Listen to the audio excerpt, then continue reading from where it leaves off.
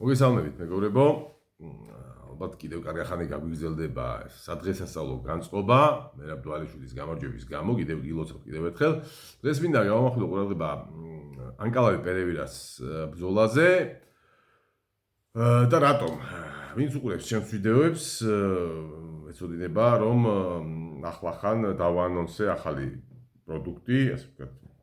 მოგზაურება მებრძოლების MMA Victory Guide, Fight Consulting, წინასაბრძოლო გზამკვლევი. და აი ამ თემის ჭრილში მინდა რაღაც დეტალებზე გავამახვილო ყურადღება და უბრალოდ მაგალითია კარგი ეს ბრძოლა თუ რამხელა მნიშვნელობა თუნდაც რაღაც უმნიშვნელო დეტალებს ბრძოლებში.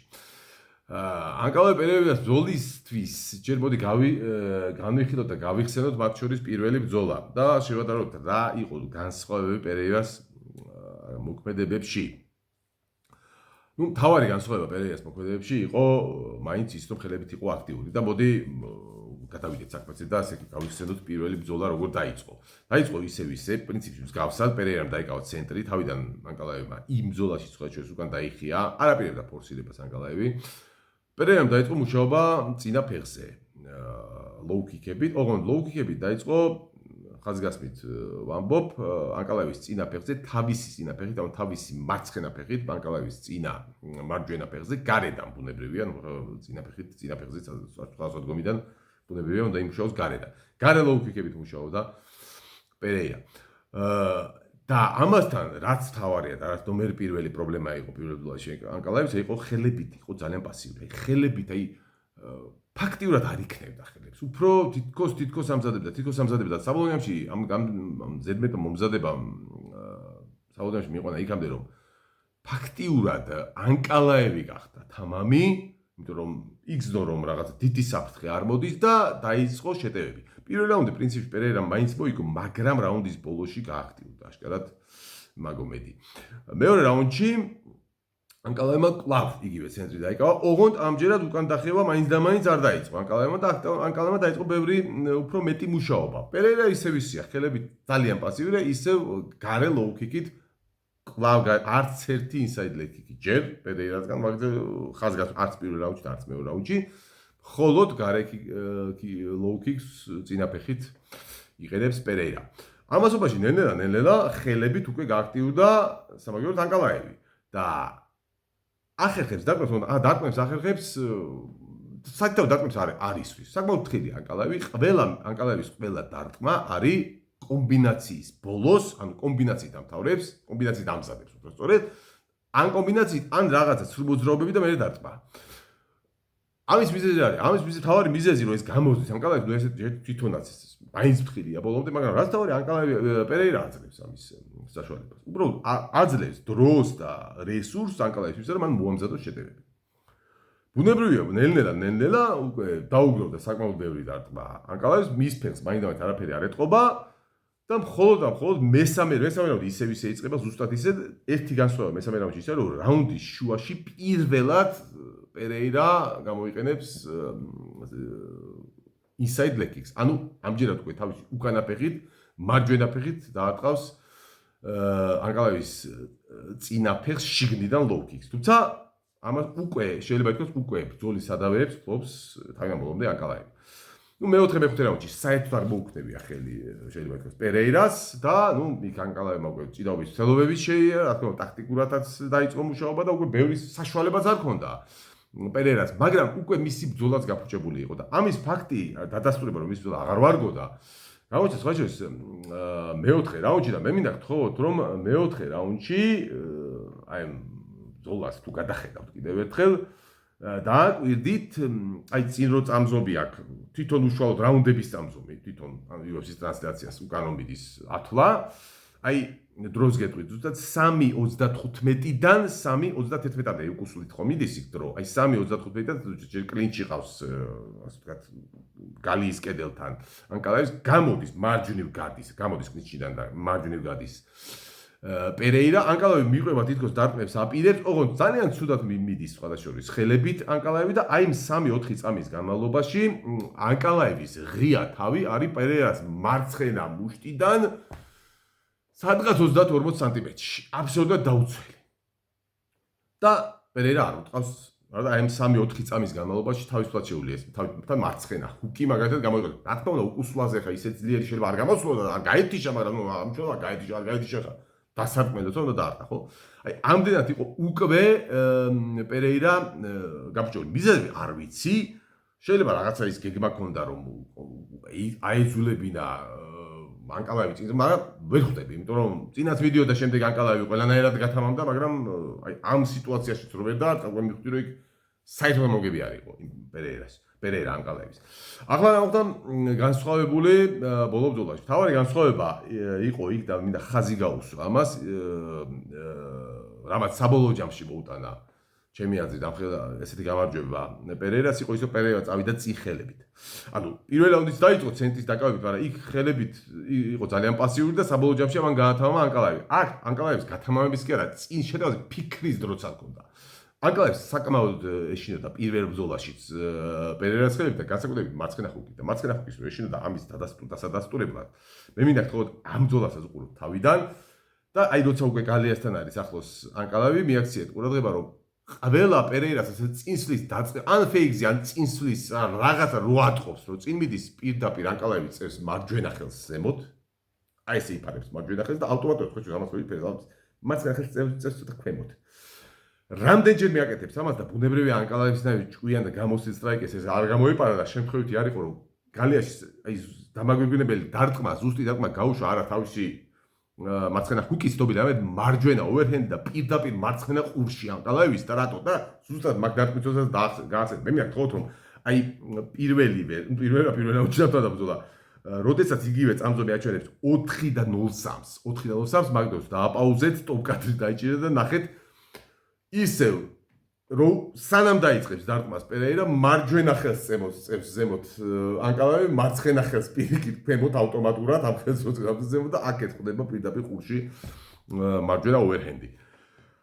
თუმცა ეს იყო უბრალოდ ასე ვთქვათ ტექნიკის საქმე, რუსულად ჟღერს ეს ძალიან კარგად. თავარი იყო სწორედ ის რომ ხელებით შეტევებმა პერეირასი აი მიიღო შედეგი რა, გამოიღო შედეგი რა, ჯერ ანკალავი ყრუდასვაში აღმოჩნდა ასე რომ წინსვლაზე არ ფიქრობდა და ფაქტობრივად უვნებელი გახდა პერეირასთვის ანკალავი და მეორე ამან დაანახა ანკალავის ასე ვთქვათ ბზარები ანკალავის დაცვაში. ბზარების უფრო მეტ გამოჩენამ რა თქმა უნდა იმანაც შეუწყო ხელი რომ ანკალავი გადავიდა ორთოდოქს გომში, მისთვის უჩვეულოდ გომში. რატო გადავიდა? იმიტომ რომ ისევ ეს ბრძოლაც პერეირამ გარდა იმისა, რომ განსხვავებით წინაბრძოლის დაიწყო ხელებით აქტიურობა, ასევე ეს ბრძოლა ისევე როგორც წინაბრძოლა დაიწყო ლოუ-კიკებით. ოღონდ ეს ბრძოლა და განსხვავებით წინაბრძოლისა დაიწყო ინსაიდ ლექ-კიკებით და ახლა მინდა გავახსენოთ ერთი რამე. ანკალაევის დაზიანებულ ფეხები ჩვენ გვახსოვს ბლახოვიჩთან. და სხვადასხვა ის ბრძოლას თუ ნახავთ, დააფიქსირეთ იქაც და ნამდვილად ასე მოხდა რომ აი ეს წინა ფეხი, რაღაც ასევე ბლახოვიჩთან აიძულა ანკალავი გადასულიყო თავისთვის არასასურველ ორთოდოქს გომში. აი ეს წინა მარჯვენა ფეხი იქაც ბლახოვიჩმა დაუზიანა ინსაიდ ლექ-კიკით, ანუ შიდა ლოუ-კიკებით. არ არის გამორიცხული რომ ლოუ-კიკები იმ ბრძოლაშიც არა გარე ლოუ-კიკები გამოიყენებინა, არამედ შიდა ინსაიდ ლექ-კიკები პერეირა შეიძლება იქაც დაეზიანებინა. ანუ ეს იყო მეორე ფაქტორი, ჩემი აზრით, რამაც დიდი მნიშვნელობა იქონია. რა თქმა უნდა, ასე არ არის ხა ლოუ-კიკები ერთ შემთხვევაში შეიძლება ლოუ-კიკმა დაგიზიანოს გარე ლოუ-კიკმა, მეორე შემთხვევაში შიდა ლოუ-კიკმა მაგის ფორმულა არ არსებობს, მაგრამ ნუ ვინაიდან ეს ორი დამთხევა გვაქვს ბლახოვიჩთან და პერეირასთან, შეიძლება ვივარაუდოთ რომ ყველა ადამიანის ორგანიზმი მაინც განსხვავებულია, რომ ანკალაევს მაინც ფეხების კუთხით, განძლეობის კუთხით უფრო სუსტია მისი ფეხები და მოწყვლადი შესაძლოა სწორედ ინსაიდ ლექ-კიკების მიმართ. აი მე თქვა მინდოდა ჩემი თხოვნა ეს კადრებს დააკვირდეთ, ჩემს მითითებულ კადრებს და უბრალოდ ეს მინდოდა მე თქვა რომ რამხელა მნიშვნელობა აქვს თითქოს რაღაცა უმნიშვნელო დეტალებს. რა თქმა უნდა ეს არ ნიშნავს რომ პირველი ბრძოლას ებრძოლა აუცილებლად პირველივე წუთზე დაანოკაუტებდა იქაც. არა, მაგრამ ყოველ შემთხვევაში ბრძოლა როგორც წარიმა ნოკაუტი იცი რა, ნოკაუტი შეიძლება მოხდეს, შეიძლება არ მოხდეს. ნოკაუტი ამ შემთხვევაში იყო შედეგი, აი სწორი ბრძოლისა. შეიძლება არ მოხდარიყო ნოკაუტი, მაგრამ ბრძოლა მიდიოდა მაინც უკვე პერეირას კარნახით. განსხვავებით პირველი ბრძოლისა, რომელიც პერეირას პასიურობის გამო სტარტიდან დაწყებული მუდმივად მცირდებოდა პერეირას, ასე ვთქვათ, კარგავდა უპირატესობას და ანკალავი, ასე ვთქვათ, იხვეწდა. აი ეს მინდოდა მე თქვა ამ ბრძოლაზე, მეორე ბრძოლაზე უბრალოდ რა მინდა გავამახვილო, აზე მინდა გავამახვილო ყურადღება, ეს ბრძოლა არის უბრალოდ მესი ჩისონი ხდებოდა იანა კუნიცკაიას უბრალოდ იანა სანტოს, ტიაგო სანტოსის ცოლია, მოიხსენებათ, იანა კუნიცკაია და იანა სანტოსი გახდა. ძალიან საინტერესო ბრძოლა იყო რა კუთხით ის. აი, აქ ამ ბრძოლაში გამოჩნდა, რომ მესი ჩისონი საერთოდ არ იყო მომზადებული, არანაირი ანალიზი არ ქონდა გაკეთებული, რა სკანერებაზეა საუბარი, მესი ჩისონი პირველ და მეორე რაუნდი საერთოდ არაფერს არ აკეთებდა, არც ხელს იქნება, არც ფეხს. კლინჩი რამდენი აღმოჩნდა ისე კუნიცკაიას, ასე ვთქვათ, ინიციატივით, უბრალოდ აი ძიუდოში რა ბლოკზე დგომაო, აი გათხილებას რო აძლევენ, საჭირო, აი მაგას აკეთებდა, მაგრამ კლინჩი არც მუხლებსაც არ უთხავდა. ანუ თითქოს არ იცოდა ჩისონმა არც ის რო აჯობებდა თუ არა ჭიდაობაში, წააქცევდა თუ არა, კლინჩი აჯობებდა თუ არა, ფეხზე როგორ უნდა ეჭხუა, ფეხი მოეკნია, მარჯვენა დგომში ყოფილიყო, მარცხენა დგომში ყოფილიყო, მთელი პირველი და ორი რაუნდი ჩისონი იყო მოლოდინის რეჟიმში, დაკვირვების რეჟიმში, ამასობაში ურტყავა საკმაოდ ყველა დგომიდან ურტყავდა კლინჩი შედიოდნენ, ჩისონი ისე ბლოკზე იდგა, კუნიცკაია ურტყავდა ხანმუხს, ხანიდავს, როგორც შეეძლო, რასაც შეეძლო. პირველი ორი რაუნდი მოიგო, მეორე რაუნდის ბოლოს ჩისონმა მოულოდნელად სასოწარკვეთისგან შეუვარდა ტანში, წააქცია და ის ცოტა როტაცია ამ რაუნდსაც მოიგდა, უბრალოდ ვიან იყო, ბოლო წუთი იყო. ზემოდანაც მოექცა და კარგა გვარიანად ურტყა და დაინახა უბრალოდ თუმე შეიძლება ამასთან ისო. მესამე რაუნდში თავიდანვე შევიდა კლინჩ ჯერ შორიდან ურტყა, არც ისე სუფთა სხვადასხვის. შემდეგ კლინჩი შევიდა, იქ რამოდენიმე მუხლებით დაიდაყვებით იმუშავა, შემდეგ სააქცია, აიღო მაუნტი, კარგა გვარიანად ურტყა გრაუნდ and pound-ით. შემდეგ ზურგი აუღო და ეთი ალბათ 10-15 წამი კიდე რო ქონდა მოგუდავდა კიდევაც და ფინიშით მოიგებდა, უბრალოდ დამთავრდა დრო, მესამე რაუნდი სასაღაც წაიღო მესი ჩისონმა, მაგრამ პირველი ორი რაუნდი ქონდა წაღებული და მაინც წაიღო. არა და როგორც მესამე რაუნდმა აჩვენა, იყო ძალიან მარტივი. აი, როგორი მარტივი იყო, იცით, MMA-ში ხდება ეგრე, არ არის ხშირად საჭირო რაღაცა ტექნიკა და რაღაცა დახვეწილო, არა, ხშირად ეს ქაოსი და აი ეს რაღაცა ყველაფრის მიყრა, თუნდაც ესე აჯაფსანდალივით, ამას ხშირად შედეგი მოაქვს. აი ეს ეგეთებინა მესიჯოს. ძალიან მარტივი იყო. რამდენიმე ფეხი დარტყმა კიქი, შემდეგ რამდენიმე ხელი დარტყმა, შესვა კლინჩი, 1-2 მუხლი იდაყვი, გადაყვანა მიწაზე და ჭიდაობა. აი ეს იყო საკმარისი, ეს გამოჩნდა მეორე რაუნდი ბოლოს და მესამე რაუნდში. ძალიან მარტივად, არანაირი ფილოსოფია. აი იმიტომ რომ წესიერად არ ქონდა მესი ჩისონს გეგმა დაწერილი და პირველი ორი რაუნდი იყო. ფოტოშოპში მარტო მესი ჩისონი არა. მე ძალიან გამიკვირდა კუთხის პირველი რაუნდის შემდეგ კუთხე მუთხრა რომ კლინჩი ნუ გავჩერდები გამოდიო. და მე მგონი ეს უთხრა ხა სიმართლე ჩემი ინგლისური ცოდნი შეიძლება კარგად სულსაც ვერ გავიგე. მაგრამ ასე მომეჩვენა რომ ასე უთხრა. აი ამან უკვე გამაოგნა, იმიტომ აშკარა მე პირადად გზნობდი რომ პირიქით უნდა იმუშო კლინჩი იყო მისი შანსი, იმიტომ რომ კლინჩი უკვე ხელში ყავდა რა, ვეღარ გაექცეოდა ეს რა ქვია, კუნიცკაია და კუნიცკაია მეორე ნომრიდან დარბოდა, წრეებს ურტყავდა და ნუ ეს და აქტიურ წინსაც ვერ ბედავდა და შორიდან ჩხლეთ დაის. კლინჩი რო ჩაის იყო შანსი, თან ძალიან ვინც იცნობს, მე ჩისონს დამეთქვა რომ ფიზიკურად არის ძალიან ძლიერი, მე ჩისონი და ძელი კიდურები რაღაცა მამაკაცის სტანია რაღაცნაირად.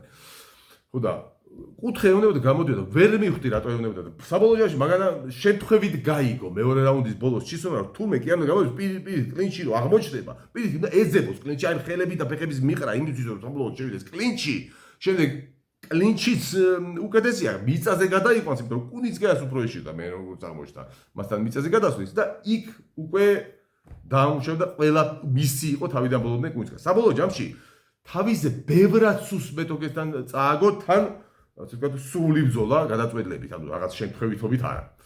აი, ამის თქმა უნდა, რამხელა მნიშვნელობა აქვს მეტოქის კარგად შესწავლას, მეტოქის სისუსტეების და ძლიერი მხარეების კარგად შესწავლას და ამ შესაბამისი დეტალების გამოყენებას უშუალოდ ამ მეტოქესთან ბრძოლაში. აი, სულ ეს იყო, არ ვიცი, რამდენად საინტერესო გამომივიდა ეს ვიდეო, მაგრამ ნუ რაც გამომივიდა, ეს არის მომწერეთ აუცილებლად თქვენი მოსაზრება, რამდენად მოგეწონათ, რამდენად ეთანხმებით ამ ჩემ მოსაზრებებს, განსაკუთრებით ალბათ პერერან კალაზე ხე ჩისონის ბრძოლა შეიძლება ალბათ ესო მეც ნახა.